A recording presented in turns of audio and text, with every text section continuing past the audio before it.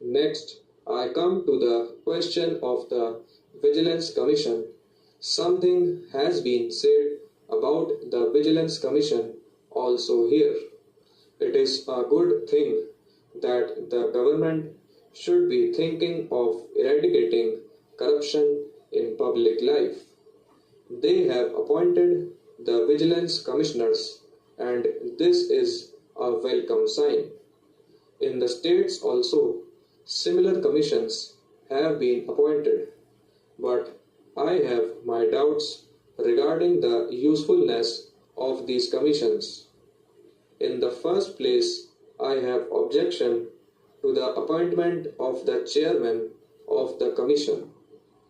In our state, one of the retired High Court judges has been appointed. He was Vice Chancellor and he was made to resign, and he was appointed the Vigilance Commissioner in that state. Particularly, I am opposed to the appointment of any retired High Court judge because I am of the opinion that High Court judges should not be appointed after their retirement.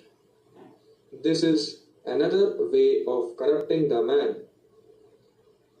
Our High Court judges are very good. There may be some exceptions, but so far they have kept up the reputation of the judiciary. But nowadays, since the government is appointing them to such lucrative posts, for instance, as vice chancellors and as chairmen of commissions and so on, there is a tendency to secure some favor or the other from the executive, and this is not a very healthy sign. Therefore, I would not mind if a High Court judge who is in regular service is appointed as the chairman of the commission. But in any case, retired High Court judges or retired Supreme Court judges should not be appointed to these commissions, or for that matter to any of the government posts, because that is another way of corrupting them. Then there are certain people who are appointed or who are associated with the work of this commission, and mostly they are from the police department. We all know what is the reputation of the police department in this country. The police have in our country failed to create any confidence among the public. Whenever any trouble arises, for example, when trouble arose in Jamshedpur and Rourkela, the police machinery failed and ultimately the army had to be called in.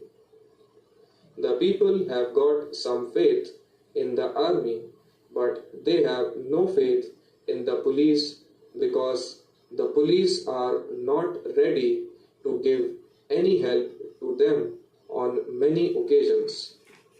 The work of investigation under the Vigilance Commission is entrusted to such a machinery, and I have great doubts whether in that case the Commission will be able to come to grips with the problem or be able to find out the real cases of corruption through this machinery.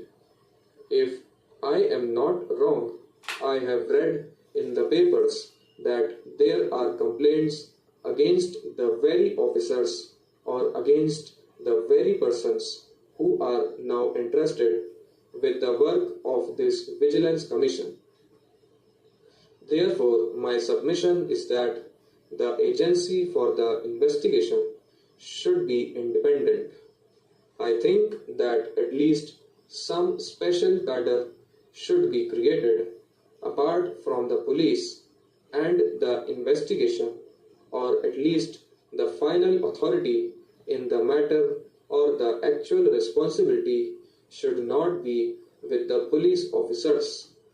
What I have been told is that these very police dignitaries are interested with this investigation work, and when these police people investigate these cases, I doubt whether any real case can be brought to the notice of the Vigilance Commission.